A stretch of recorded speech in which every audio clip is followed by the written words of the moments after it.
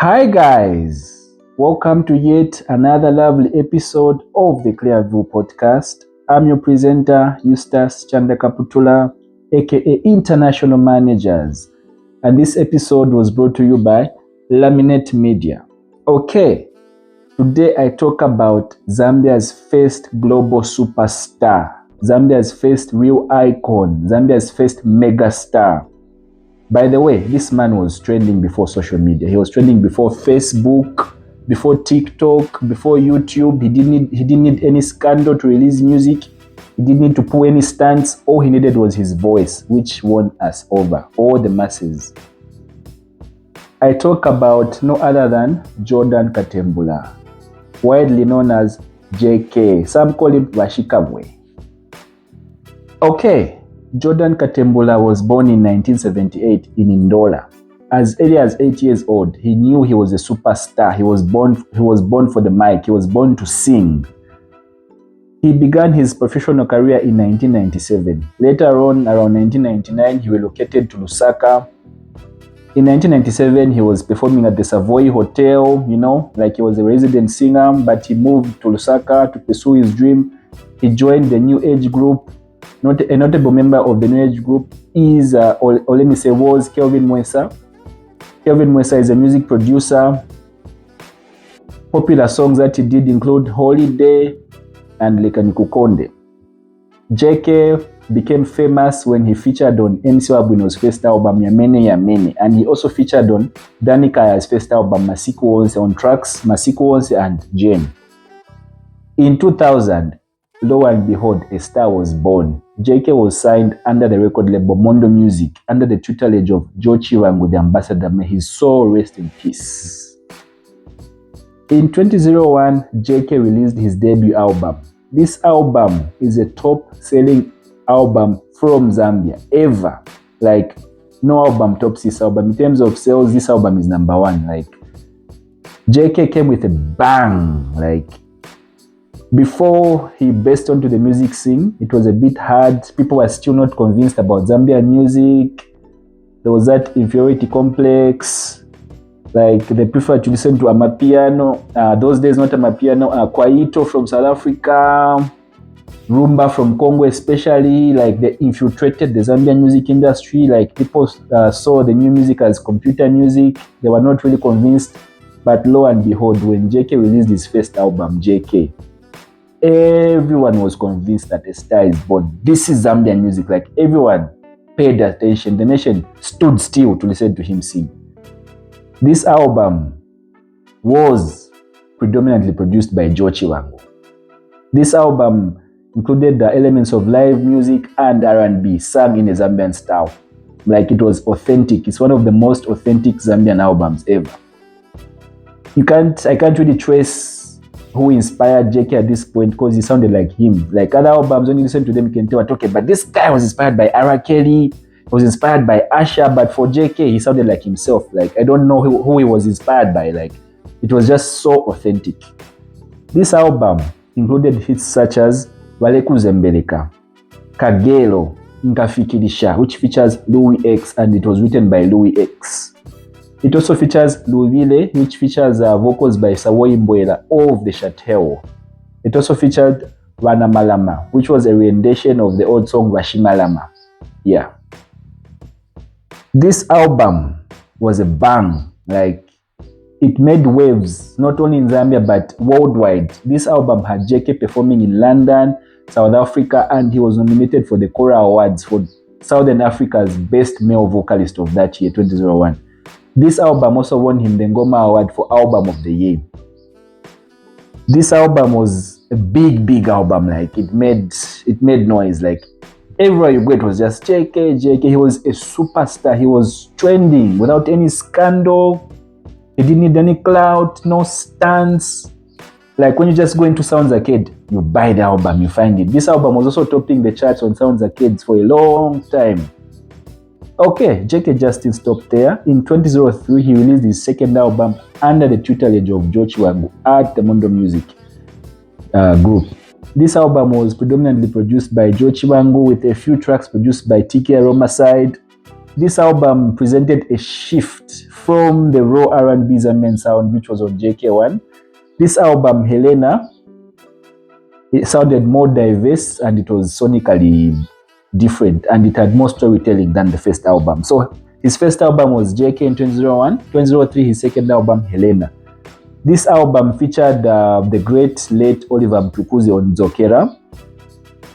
It also featured Leloni Pa Friday, which features Nasty D, Elioni, Nkalaku Pembela, which was an introduction of Exile to the music industry. Exile features on this song. This was when Exile was transitioning from being a rapper to a singer. Exile was a rapper, but he transitioned to being a singer. So one of the first songs he hopped on was Nkalaku Pembela by JK, which also has backing vocals by George Chibangu.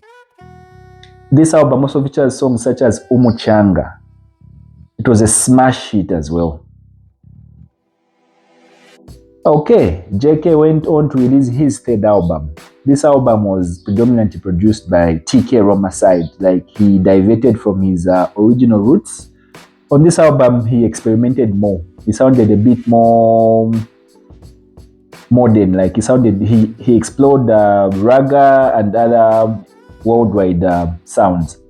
This album features songs such as Chiche Tekelo, Lekansambe, featuring Danny. This song sounded more of Kwaito. He also did a song entitled My Sweetie, featuring Leo Muntu. He also did a song entitled Vaneba. This was a bang. This was a hit. It was a smash hit. I think it was the biggest song of the album. There was also a song entitled Forever, featuring Nalu. Osanisia Neka as well. This was a smash hit as well. JK didn't stop there. He released his fourth album, entitled Valelo Lela. This album features Fueben featuring Leo Muntu, Girl Power, Put Yourself, and Capito.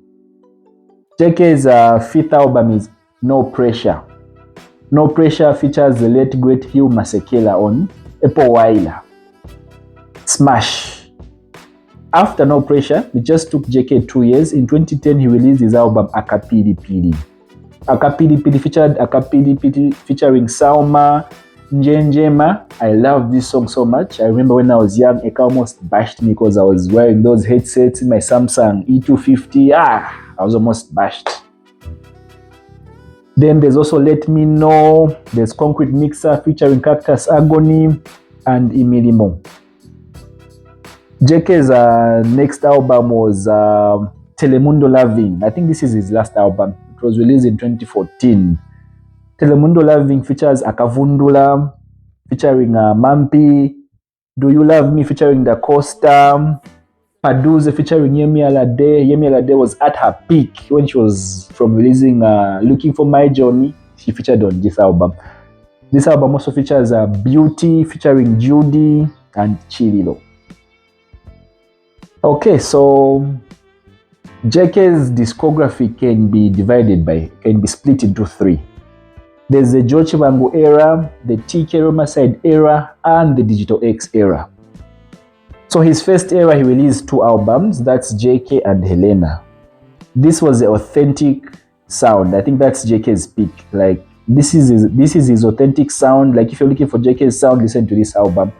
It was infused by live instrumentation and rawness. It had sheer rawness in it.